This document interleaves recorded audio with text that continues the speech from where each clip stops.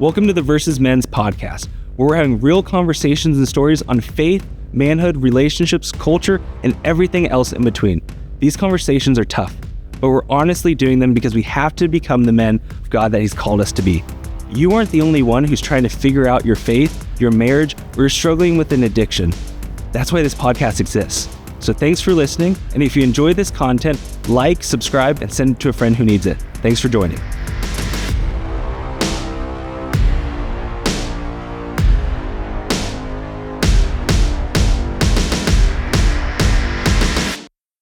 Welcome back to the Versus Men's podcast. Today, our guest is Chase Headley, former Gold Glover, Silver Slugger in the MLB, and he is a fantastic guy. He did an incredible job at Versus Men's Night, and we're grateful that you're on. Chase, thanks so much for being on. Yeah, thanks for having me. Glad to do it. Yeah, so we have been starting out with rapid fire questions just because I think it helps with the guest at ease and we get to know them more. And then by the time our main discussion, they're just like ready to talk all about their deepest, darkest sin. So it's fantastic. Let's go ahead and start off with some rapid fire. Sound Perfect. Good? Let's do it. All right. If you had to pick one team you could play for your entire career, what organization would you have picked? Man, that's tough. I had great experience in San Diego, but playing for the Yankees is probably, there are very few experiences like it. The people that have come before you, the tradition, the expectations, the energy everywhere you go. It's tough to beat that. And I never would have said that growing up because just like everybody else, I hated the Yankees. Yeah. And remind our listeners, you grew up in Colorado? Grew up in Colorado. Yeah. So, were you a big Rockies fan? A little bit. We would watch the Rockies some. My whole family's actually from Pittsburgh. So Okay. I'm a big Steelers, Pirates fan, or was. There wasn't a whole lot to cheer for with the Pirates for most of my life. But hey, you had Andrew McCutcheon. Yeah, there you go. But yeah, I would say that if I was a fan of any team back then, it was the Pirates. Yeah. Okay. So one pitcher you loved hitting off of and one pitcher that you absolutely loathed facing. There's a whole lot more that I didn't like facing than I did. But, I tend to hit Rick Porcello really well. And he was in Boston for quite a while. I actually did pretty well against Justin Verlander towards the end of my career. Chris Sale, I also hit really well, which I don't understand how. I never felt like I saw the ball good against him, but always had good results. With Verlander, was it the fastball? What was the pitch that you always felt like you'd see well? Yeah, no, I mean, I just enjoyed facing him. He was coming after you. He was the guy I love facing guys like this, but if you ever did get a hit off him or you hit a home run off him, like on whatever that pitch was, the next at bat you came up, that was the first pitch you were getting because it was like, I just want you to know that I'm better than you. That's what he was telling you. And I just love the mentality, but there were a lot of guys. So anybody that threw kind of a sinker cutter change up, those were guys that gave me a hard time. Chris Carpenter, Roy Halladay, that style of pitcher just were really tough on me. Yeah. What was it like to hit your first home run? Do you even remember the feeling? I mean, like... Yeah, it was awesome. It was really cool. So in 2008, it's my second call-up. I was up for a little bit in 2007, 2008. I was with the Padres, and we actually were playing the Yankees, believe it or not. Back then, there was not nearly as many interleague games as there is now, but we were playing at Yankee Stadium, at the old Yankee Stadium in the final year. So got to hit my first home run at old Yankee Stadium, which was pretty cool. neat. That is super cool. All right, switching gears here a little bit. What was the last movie that made you cry? Man, whatever the last Disney movie that we watched was with my 3-year-old. I'm a sissy. Like I'll be sitting there watching, and all of a sudden I'm like, why am I crying? Well, that's how Disney starts it all always out like that. They're like, how do we make them cry in the first 15 minutes? Yeah, I don't know. Was it one of the animated? Guaranteed it was animated because that's all we watch with our 3-year-old. I mean, that's basically the only movies we watch. Yeah, we made the mistake with Noah of watching Up and forgetting how terribly sad it is in the first 10 minutes. And we're like, well, buddy, this is life, and we fast forwarded to all the fun, adventurous aspects of it. But yeah, Disney will do that to you, buddy. Yeah. All right, let's go with favorite book excluding the Bible. Man, I'll just go with Wild Awakening. I've actually given away a bunch of those recently. It was given to me by a friend. I really enjoy the outdoors. It's a book about a guy that goes on a moose hunt in Alaska and gets attacked by a grizzly bear. and just kind of some spiritual components that he learned throughout the whole ordeal. That's probably that's right up there right now. Yeah, that's good. Biggest pet peeve?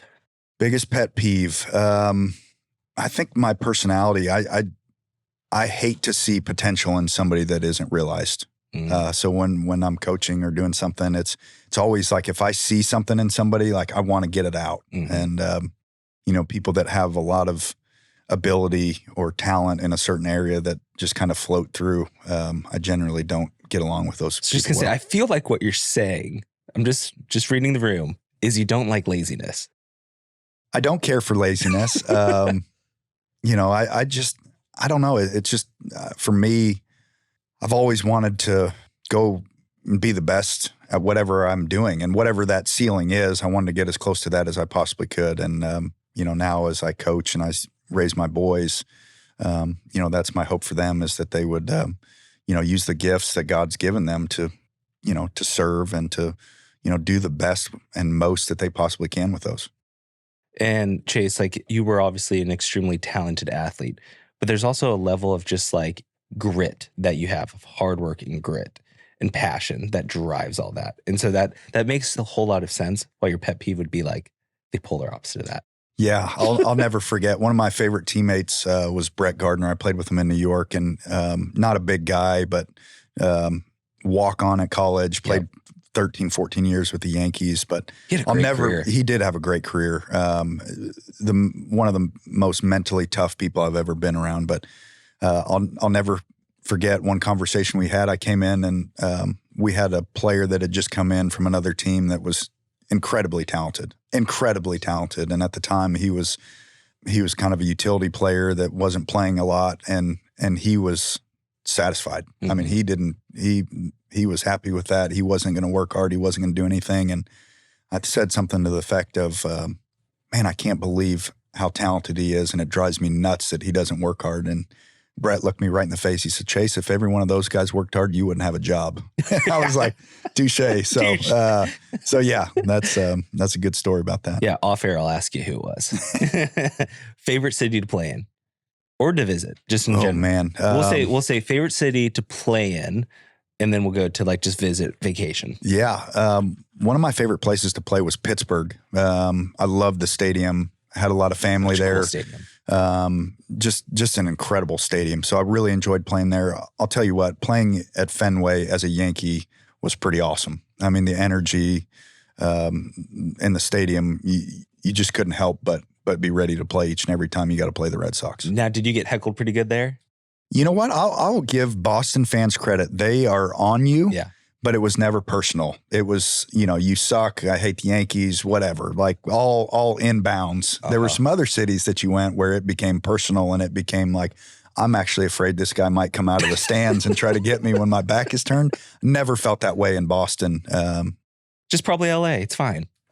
LA at times has been that way. Philly every now and then. Toronto is a sleeper city for that, especially when they're not great. Do people come just to get some heckled? I think when the Jays aren't good, which they've been better lately, but when they aren't good, the Leafs fans are just looking for something to do in the off season, and they come out and just, I'm like, I'm going to make your life miserable. Oh, that's awesome. It's also incredibly sad to think about that's your reality, but hey, teach their own. What is your morning routine now that you have a lot more time on your hands? Yeah. Well, I would say first and foremost that sleep is a premium at our house still. Yeah. We have a 3-year-old who, to be honest with you, was a pretty good sleeper for a while, and all of a sudden has become not a good sleeper. So days that he sleeps well, I do try to get up early, have some time to myself, start with some prayer, get in the Word. And then as of late, Casey and I, my wife, have been really intentional about trying to pray together before the kids come down, and just to start the day off on the right foot. Mm-hmm. Was that something that you guys have been a lot more together trying to develop now that you're not on the road as much? Like, what spiritual practices do you guys do together? Or is that something that you guys practiced even back then? No, it's something that's been recent. And I mean, I think just through the challenges of marriage, we, just like any other couple, have had difficulties, and, we've really grown a lot, I would say, in the last year, and even more in the last few months. I mean, we've been doing counseling together. We've been trying to understand each other better, and quite frankly, like, I could put a finger on days that we spend time together in the Word and we start our day the right way, how well we do versus days that we don't. And it's just, it seems so fundamental and simple and stupid that we don't do that every day. But the realism is, like, sometimes it doesn't happen. And I can tell a difference when we do and when we don't. The way it postures your heart towards each other to serve instead of take, and instead of how do you protect your own self. I mean, not even in a selfish way, but just like, I don't feel like doing that. That's where that time in the Word, it will absolutely convict you quick. It will. And it'll set the tone of your day. Yeah. It's been hugely impactful for me when I'm disciplined and I do it. Last favorite date night that you guys have been on? Man, I love being outside. So when I can get Casey to come down to the farm and just, whether we go hiking or just riding four-wheelers, or there's been a couple of times where I've been able to get her in a deer stand. Those times are just really special for me. But yeah, I mean, I enjoy company. I enjoy being around people. So anytime, even if we're just doing chores around the house, I just enjoy being around her. Did she grow up in a hunting family, or just more like, not my thing? No, she did not grow up in a hunting family, but she's all about it. She would love to do it more. It's just difficult with having 3 kids at the age that they're at to be able to leave them somewhere and go hang out with her by herself. Yeah, no, I get it. Favorite cheat meal? We'll go with that. Cheat meal. I wouldn't say it's cheap, but if you give me a good cut of beef and let me grill it on my own grill, I think that's probably my choice. Now, are you a Traeger guy, a traditional barbecue, charcoal? What's your go-to? Yeah, I have been using the pellet. Yeah, I've been using a pellet grill, a Traeger, and I would have never thought that I would be until I got one. And man, it's just so simple. It's dummy proof. And they've got them now where you can get them hot enough to sear your steak and do things like that, where they have panels that you can remove. So they've done a good job. I bring this up because I know there's guys listening who will be like judgmental. Please people know I'm a Traeger guy because I need something dummy proof when it comes to this stuff. And I'm okay with being made fun of. I enjoy my Traeger. That's right. They're great. Yeah, please don't stop listening if you're judging me on my Traeger. Okay, favorite album of all time. Good gracious. Or if you just need to go, if we need to limit it to musician, artist, we can do that. Yeah. Love Chris Stapleton. Yeah, he's great. Any of his stuff. One vice you wish you could give up. One vice that I'm trying to get rid of is just being on my phone more than I need to be. You don't realize how much time you waste just being on that. I did have a few social media things. I never posted on it, but I was always just my way to keep track of what was going on. Yeah. And I've erased those. And I was going to say, I could not find you for verses to tag you in anything. I was like, that feels, whereas Mike has one still, but not used. I just could not even find. Yeah, I was incognito on there. And basically it was when anybody would ask to see some pictures of our family, I could just sign on to Casey's and pull up all her pictures. But yeah, it's been good for me. Just helps me be a little bit more present and not waste time that I could be doing something more productive. I think that habit, even when like sometimes you're in silence, you don't even realize the first thing you do is you grab your phone, and it's not even intentional. It's just out of habit. It's terrifying. It is. And then you start to think about the implications of your kids. Yep. And one, they seeing you be on your phone, but also now having kids that are getting to the age where a lot of their friends have phones, and just trying to navigate that. Like I don't want to, one, set a bad example, and two, I want to be able to, set them up for success. And I'm thankful that our oldest, who's going into 7th grade, doesn't want a phone. But I know it's right around the corner. And just looking, I mean, even I was talking to Casey about social media stuff like Instagram. I showed her what popped up on your suggestions. Yeah. And I mean, all I look at is like hunting reels and sports reels, but like every 5th or 6th picture was a Yeah. picture of a chick wearing nothing. Sorry, chick. I mean, a woman wearing nothing, doing something sporting. And you're just like, man, this is not safe. One, for any man, but two, my boys. Like, I don't want them coming across that. No, I'm pretty sure the minute it knows like you're a male, the suggestions instantly say, okay, how do we turn on that aspect of things? And it'll be ingrained in your feed there in your search stuff. And that's what's sad. That's why I've questioned even getting rid of Instagram because of that. And I'm sure there's ways to like eventually filter it all out, but you're never in a place where it's not there. And that's very unfortunate. It is. And there's a lot of wonderful things. I'm not the person that's going to say you need to delete it and it's got to be gone and all that. It's just, man, there's a lot of powerful tools, but there's also some real danger if you, if you're not aware of what's going on. Yeah. If you weren't a pro ball player, what do you think you would have done with your life? I should say for like a vocation. Yeah. I always enjoyed Not learning. that your life is over now that you're just to clarify. Yeah. What are you going to do now, you lazy bum? No, I've always had an interest in how the body works. So I started in college in sports medicine. I was definitely not smart enough to be an orthopedic surgeon, but I would have been doing something with the body, whether it's physical therapy or athletic training or, more likely coaching. But I just have an interest in how the body works. Yeah, that makes a lot of sense. Last rapid fire question. And these rapid fire questions, guys, I realize they are not so rapid fire, but hey, it's great conversation. So what is the best advice you've been given, either life advice or coaching pep talks that you've had in the locker room? I think one of the things that sticks out the most was right when I got called up. So I got called up from AA. I was not in Major League camp. There was an injury. I was not expecting the time frame of me getting called up to the big leagues as when I was. So when I got there, debuted at Wrigley Field, was really starstruck. Just like I'd never met any of the guys. So it was the first time walking in. And Michael Barrett just came up to me and he said, "Hey man, like I realize like this is all a lot. You're seeing all this, but he's like, one of the biggest mistake guys make is just trying to survive. When they make to the big leagues, they just kind of try to survive and keep their head above water." And he's like, my advice is to you is to thrive. Like, don't just be here to survive, be here to thrive. And the expectation is not just to be, hopefully stay here. The expectation and what your goal should be is to, try to be an impactful player and, one that's going to be here for a long time.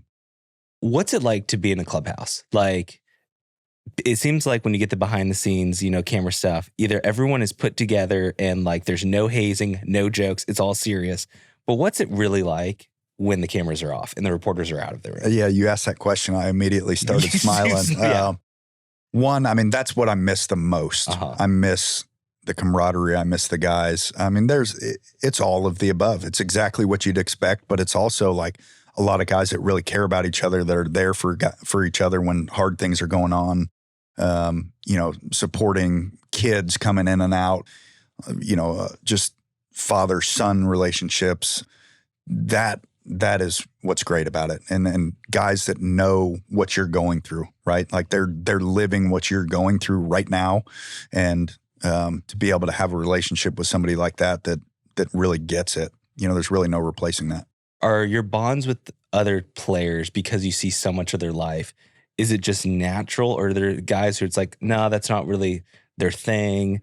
I'm sure it's just depending on how some people grew up, like, and understanding teammates and how a team works. Like, is it pretty cohesive that everyone thinks they're on the same, side of things and trying to get to know you? Or there's some guys who are like, I'm just here to play? Yeah, there's plenty of guys that are just here to play. And your good clubhouses have the guys that can kind of bring everybody together. And you got to understand, in Major League Baseball, I mean, there's a huge cultural differences. I mean, you probably have 50% of the guys that are from Latin American countries. And, there's a language barrier amongst a lot of them. They grew up in utterly different circumstances. So a lot of times there isn't a whole lot in common outside of the baseball bond. So the good teams are able to kind of to bridge that and find common ground and find ways to, to get to care about each other more and get to know each other more. I generally think that that leads to a pretty successful team. You know, and then there's other teams where it doesn't happen. And, you know, sometimes there's teams that are good enough that they don't have to do that. Unfortunately, I was not on many of those. No, I think that makes a lot of sense. All right, moving on to a more of our main discussion. Let's go back, though, to just a few weeks ago now. How was Versus Men's Night for you? You're welcome for not on stage making everyone sing happy birthday to you, even though it was definitely in the cards that we're going to do that. I thought to myself, how long will Chase not talk to me? And I was like, you know what? I'm not going to, no, I did not fear losing a friendship over it. I felt is it really worth to do that to him though? Yeah, I think that was a wise decision. Probably Lord was in your corner. He's speaking to you. The Holy Spirit was holding your hand. Holy Spirit was like, John, don't have people sing a 40th birthday song. Don't do it. Thank you. Yeah. How was the night overall for you though? Man, it was incredible. You know, one, to see 900 men that are willing to gather together, the Lord has to orchestrate that. I know there's a ton of hard work and there's a ton of people, yourself obviously included, that are working to make this happen. But, you know, the Lord puts that all together. And so, you know, personally, it was my 40th birthday. My wife surprised me and brought my dad and my brother in, which was, man, I was a mess. I was a mess before I went out on stage. We were praying and we got done praying and I just had tears going down my face. And, one, because I wanted them in the building to hear the message. But two, like, my wife knew what that would mean to me. And the fact that she was able to pull that together, there's a lot of moving parts and, you know, just, it's not straightforward to get that to happen. So I was thankful with that. And then I thought that, you know, it was just an incredibly impactful night. Obviously, it was great to hear Mike and Steven and share. And then Granger Granger just, I mean, you talk about like feeling it, man. I was sitting over there listening and I was like, man, he got me fired up. I mean, he brought it. Yeah, he did. It's funny. I looked over at you a few times thinking about like trying to put myself in your shoes of this is your 40th birthday. And did you ever think on your 40th birthday, you'd be at a men's night speaking and just honestly, like kind of like the goodness of the faithfulness of God in your life. It felt like you were in a little bit of that headspace. Was that true? 100%. Yeah. I mean, just especially with, you know, the stage of life that we're in with Casey, you know, and we're just really growing together and being intentional about trying to have a godly marriage, but also like our boys are at that point where it's like, man, we got to get this right, you know, and we're never going to get it totally right. We understand that, but like we want to be intentional about the environment that we're bringing them up, that it hopefully points them and leads them to the Lord. And, you know, we take that serious and we're taking steps to try to foster that kind of environment. Even your kids knowing that like that you guys go to counseling, I mean, that is actually so helpful because it tells them that, hey, when you need help, like, or even like maintenance counseling, right? Like they don't associate like, oh, mommy and daddy are in trouble with their marriage. It's like, no, that's where you go to just learn how to best do things relationally, stuff like that, man. It's so awesome to hear how much you guys are doing. I think some guys were probably surprised in the room when you said that Gold Glove Silver Slugger season. I don't even remember it a ton. And like I think you even said I didn't enjoy it. But that's right? Yeah. And let's dive into that. I think because I feel like, you know, when we're on stage, it's hard to deep dive because that's what the purpose of this podcast. Like, let's deep dive into a few of those subjects. Let's start to walk more the reason, like, why do you feel that way? Was it just the anxiousness of that type of season? Because you were in New York for that season, right? No. That was in San Diego. Yeah. What about it did you not enjoy specifically? And what was the cause of like, you know what? I don't even remember most of it. Well, I mean, that was just kind of a microcosm of my entire like athletic career. And a lot of my life is like, I've just always been so focused on what comes next. And, you know, if I can just do this, then it's going to be great. And if I can just do this, it's going to be great. And that was the story of my athletic career. In high school, you know, I started to think that I might be able to play in college. And so like that just became the goal, right? It was like, I got to keep my head down and run towards that goal. And then I accomplished that. And then it was like my sophomore season at Tennessee, I was like, I think I can play. I might have a chance to get drafted. Didn't, you know, know where or how or anything like that. But I was like, man, if I can do that, that would be awesome. Like that'll be a huge moment in my life. And then I get drafted, and then minor league, same thing. If I can just make it to the major leagues, everything's going to be great. And then you get to the major leagues. I just want to be established. I want to get financially secure. I want to be an all-star. I want to, and it just keeps going, and you're chasing your tail, and you're climbing a ladder that has no end. And I seldom like stopped and just looked around and was like, man, this is pretty awesome. Like, I've worked my entire life to do this. It's really sad. Like, I look back and I'm like, man, I really regret the fact that I don't remember a lot of those milestones or the big markers in your life that like you work so hard for. And they're just not huge memories. And it was because I was so thought whatever came next was going to be that moment. Yeah. And there was no moment. Man, Chase, that's good. I mean, because there's so much of this applies to absolutely your athletic career, but you can also, at the same time, how does this apply spiritually? Always thinking about the next thing. How do you enjoy the present of what God's doing now? I mean, so how has that been for you? It was always the next thing. Would you say you're goal oriented? Very much so. Yeah. Is it difficult for you to kind of like transition now to attempting to be more in the present, like in retirement? Like, has that been actually really difficult for you? Yeah, absolutely. I mean, it's something that I'm working on, and and I think that's one being, I'm fortunate that I'm surrounded by some incredible men that are willing to have these conversations and are willing to, talk about their stories.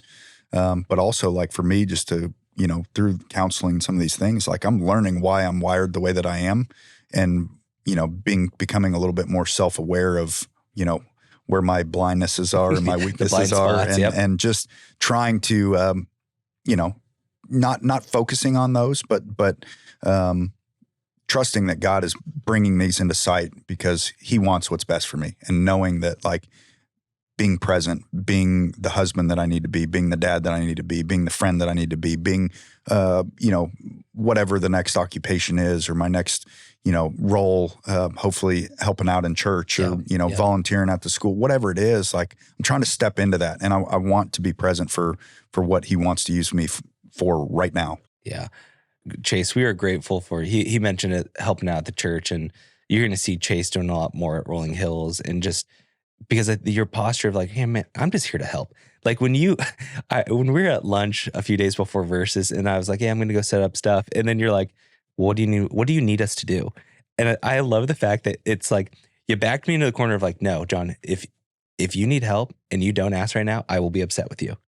It was both the most like rewarding thing and difficult, because it's like, do I want to say yes, but like when you mean it, man. And that's what I love it. Like, well, I mean it because that's me. Yeah. Right. Like, I don't let people help me, or I very seldom let people help me. Yeah. So when I see somebody who's doing the same thing, I'm like, no, I mean, the only way that they're going to back down is if I'm persistent and keep at it. Isn't that the irony of like, I hate asking for help, like even when it comes to like, whether it's ministry stuff, you just want to, I like doing stuff on my own, and it's, I don't even know if it's a pride thing. It's probably actually more of a control thing, if I'm really honest with myself.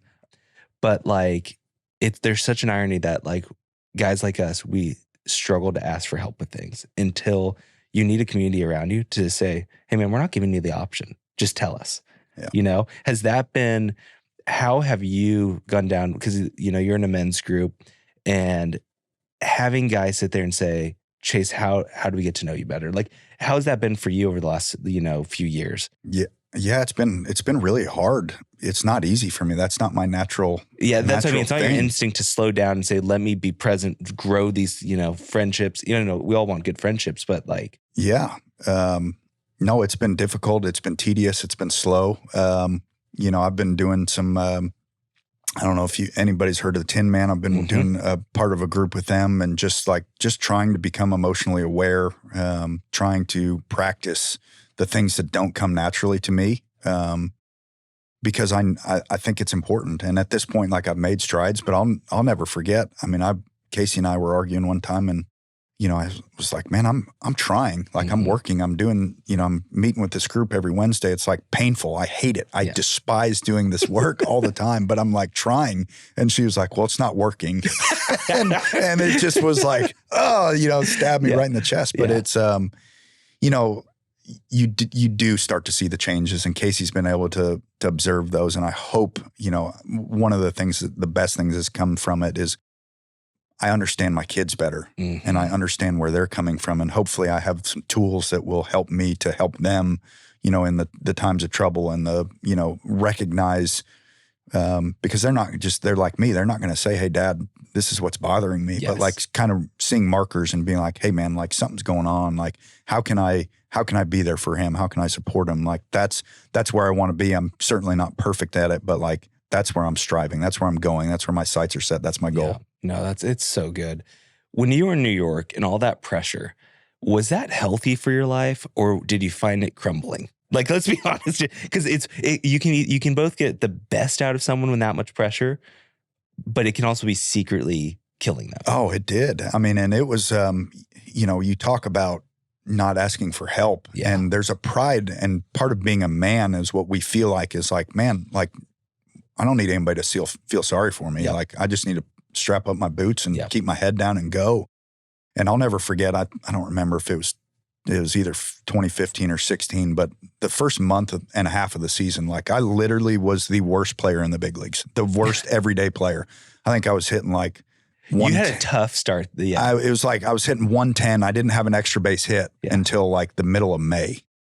And, on the surface, like, Casey was always like, I'm amazed at how you don't bring work home. But I mean, I wasn't sleeping. I mean, I would wake up every single night at 2 a.m. and just pore over like, what is it that's going wrong with my swing? What do I need to do to fix this? And like, you're just miserable. And then on top of that, you're not sleeping. So physiologically, you aren't at your peak either. And mentally, obviously, you're not. So it was just a huge snowball of like I was in a tough spot. I mean, I was able to dig myself out. Yeah. Right. Like eventually. Yeah. What tricks did you conquer to conquer the slump? Yeah. I wish I could share it. I mean, there are a couple practical things like for men that wake up and can't sleep. Like one of the things that we had a mental skills coach that he's like, man, if you ever start doing that, just get up and write a couple things down that are on your head. And like for me at that time, it was like, hey, write a couple things down that didn't go well that you want to improve for tomorrow, because we play every day, but also write down one thing that like you did well. And maybe it wasn't there. It certainly wasn't something that stood out in the stat sheet, but like, hey man, like I prepared the right way, or I studied the pitcher the right way, or, hey, I had a great secondary lead. It could be something really small, but like, it was almost like it was just closing the book, for that day. And it allowed me to put that book away, hopefully get some sleep and move on. Is it tough for you to give yourself like positive affirmation during stuff like that and not just be your own worst critic? Is that generally true for even during good seasons? 100%. Yeah. And the other thing that I learned was like, it's okay to admit that like you're not like performing well, right? Like they always tell you, all my coaches, everybody I've ever told you is like, fake it till you make it, right? Like you got to come to the plate with confidence. You got to like, and so you try to put on that facet and you just keep going and you keep going. And like, this is going to be the time. But like in reality, like when I started to perform was when I was like, man, I stink right now. Like, that's okay. Like I stink. I'm not a very good baseball player at the moment, but like, that doesn't mean I'm a terrible person. And like the guy across the clubhouse, he's been in my shoes before. Yep. Right. Like it's not, I'm not the only person that's ever had a rough month. And once you are able to do that, it kind of took off the weight that you're carrying. And it was like, okay, like you can't fix that. Mm-hmm. All you can do is work going forward. And that was helpful. Well, and that's just such an interesting dynamic of like fake it until you make it, because say you're not making it, you're just going to be even more insecure and crumble your confidence even more. But I mean, I do get just, hey, go through it. Like, I mean, everyone has some slumps and stuff like that.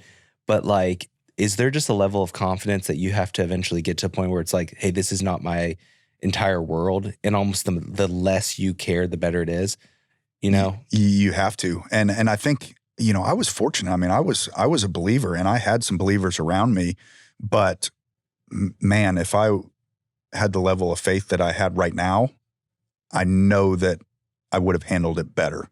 But when you're in that moment, man, it can be tough. It can be really, really tough. And you know that your identity is not in baseball. But man, when you do it every single day and you go and walk into a stadium and there's 40,000 people that are supposed to be your fans and they're booing you, it's tough to keep that perspective. So, and I don't say that like, because I'm sure someone's probably listening, like, especially for all of our former Southern Californians that listen to this here in Tennessee now. I'm not meaning like on the Angels, Anthony Rendon, hey, I like baseball is like third or fourth on my priority list, and actually to say that in the media, that's not what I'm saying, you know? But there just seems to be a healthy, like the more you obsess over something, the worse it gets. Yeah, especially in baseball. Yes. Baseball is a one sport where that's why I love playing football and basketball and some of these other sports. Like I could try harder than you, and most of the time it worked. Yeah. Like it sounds like that's not an easy thing to do, but it is easy. Like for me, like I can try harder than you. In baseball, that doesn't work. Like you go out there and you push, you obviously prepare, you have to work hard, but like when things are going rough, the harder that you try and the more stress, the more pressure you put on yourself, it generally goes the other way. And the guys that have success, man, it's the ability to like separate, like, man, things aren't going well right now, but it's okay. Yeah. Like play loose. That's right. Play loose and play free. And that's why it's so important to have an identity in Christ and know that like, hey man, if this doesn't work out, what's the worst thing that could happen with me not getting, if I never got another hit in the major league, like, man, God's got something better for me, and I wish I would have had that perspective a little bit more at the forefront when I was going. But I think it's such a good reminder for all of us though. Like even right now, I think guys listening probably listen to that and say, you know what? That's true of my life. No matter what job I have, even what you're right now, you're learning that to an all new degree. And what I loved about when you were on stage, like Chase, you were transparent and vulnerable to a place of like, I felt like you were pretty much saying, I don't have all this figured out in retirement yet. I'm still going through it. And meaning like the transition out of being a full-time professional athlete, baseball player whose schedule's set. And obviously you have your priorities right now, but like, where would you say that you're still finding your passion areas in life? Like, where right now are you finding those passion areas that you're now taking all that energy that you had from being a professional baseball player and let's almost exclude parenthood, right, or parenting right now, but like elsewhere, where are you finding passion? Yeah, I think, there's a whole lot in that question. I mean, I love being outside. So hunting, fishing, that's like kind of in my element. I love spending time with my buddies outside and doing that type of thing. But like that's my struggle. My prayer every day right now is like, where is God calling me next? Right? Like for my entire first half of my life, like I knew exactly where I was supposed to be each and every day. It was like easy. It was hard work, but it was easy in the fact that I knew what my priorities were and where I was going and where God had me at that time in my life. And now it's like, man, I almost feel like you talked about earlier, I don't want to say lazy, but it's like, man, like when somebody asks me what I'm doing right now, you like to say something like, productive. It's painful to be like, man, I don't really have a job. Yes, I coach, I volunteer, I help coach the Grace baseball team. And I love every second of that. But it's like, man, like I feel like I should be doing more. And I want the other fear in that is with my boys, it's like, man, they didn't get to see me up at 6 a.m. going to lift and work and all the sacrifices that I made when I was playing. They didn't get to see that. They're just seeing where I'm at now. And the reality is their life most likely is not going to look like my life looks. They are going to be, in the workplace, being out of the house every day. And it's like, man, there's some guilt in like, am I modeling this for them? So one of my struggles, one of my prayers, one of the things that I'm going through now is like, okay, what's next? Where is God calling me next? To kind of point my sights. And it's been 4, 5, 6 years since I've been finished playing. So like, there's like Lord, there's fear in saying that. Can you just write it down, send me a letter? This is what I want you to do. There's fear in saying that because it's like, man, there's some worth, the value in that. Like what am I doing? Like, I don't want to be lazy. I don't want people to think that I'm not, but at this point, like I've been really intentional about like, I could have stayed in baseball. There's a lot of guys that stay in and do special advisor jobs or coach in professional baseball. And I was away from my family for so long. I know I don't want to do that. So whatever I do next, I'm I'm really fearful of like having a job that takes me, you have to be here at this time, because I had that for so long. Now, when you were playing in San Diego, was Casey and the family living there? Did they travel with you, like kind of move? Because it was primarily San Diego, New York. So like, did they come along, or how did that go? Yeah, San Diego was easy because the kids weren't in school yet, right? Yeah. And once I got to New York, Casey would be in New York when I was in New York. Okay. So it got really difficult for her when like we'd be home essentially for a week in New York, play 7 games, and then we'd go on the road for a week. So she was traveling back and forth so the kids could be in school. At least my oldest, Kale, was not in school yet. Colt was, but that was when it probably became, it was always difficult for her, but that was certainly an added hurdle when the kids started school. And so this season now of you being home, when was the first moment that she realized it's going to be different having you home all the time? Yeah. I mean, I think, it didn't take long. Was there like a honeymoon season? Yeah, no, it didn't take long. Well, and also like, I didn't have the like, hey, I'm retired. Yeah. That's not how I went out of the game. I got traded back to San Diego for my last year, and they weren't trying to win. I was a veteran player that, was at that point wasn't a great player. So it didn't make sense for them to play me. I was there to mentor kids, and, they ended up releasing me in the middle of May, and I came home and had other opportunities to play. But at that point, I was not just going to go play to play. Like I wanted to go somewhere where I had a chance to win a world championship, and that opportunity never came, but it was just kind of like a, open space. There was no close like, hey, I'm done playing. And, a couple of years after I was done, I'm like, well, I'm too old to come back and play. I can't do it anymore. But like, it was never like, man, I'm done. So it was always kind of just like walking that tightrope of, man, if the right opportunity came around, I would still play. Yeah. Chase, as we close out this episode, what is God teaching you now that you would love to pass on to guys who are listening? Man, I would just say that it's okay to ask for what you need. You need men around you. You need people around you that you can trust, that you can be vulnerable with, you can share yourself with, and it's not like let go of that pride or that fear or the whatever it is that's kind of holding you back from. You don't have to just lace up your bootstraps. I do think that is a great quality to have, and there's at times that we need that. But also, man, it's okay to ask for help. It's okay to lean on people. You don't have to have it all together. Like just, would love to be more involved with church, and I know that you would love to have me. Yeah. And I'm not perfect. I'm far from perfect. I don't have it figured out. So like just being okay with where you're at and trusting that the Lord is working on you and through you, and that, you don't have to be at the finish line at this very moment. Yeah. But Chase, that's what, dude, I mean, that we're all there, like I think you have even admitted on this podcast a few times now, like I'm a growing dad in terms of what it means to really love your kids well. The same thing about following and pursuing Jesus and understanding that we have a good Heavenly Father. It is a journey. It's not a race that can be won. It's a journey that you walk with Jesus. And that's actually, you find the gold in those moments of realizing, you know what, like, hey, not that it's about being better, so to speak, because really it's more about just becoming more like Jesus. But you know what, if I'm better like than a year ago, and knowing who I am in Jesus and that what that means to love my family well, man, that's just gold. And that's what you are absolutely doing. And dude, you sit around like, talking to you for 5 minutes, and you realize that you have a heart and passion for discipleship and just helping guys go from wherever they're at to somewhere closer to Jesus. So I'm really grateful for you, man. Yeah, man. Thanks for having me. Yeah, absolutely. Guys, we will be doing another episode of Versus Men's podcast coming out in just 2 weeks with Stephen Wright. So we'll be looking forward to that as well. Thanks for listening.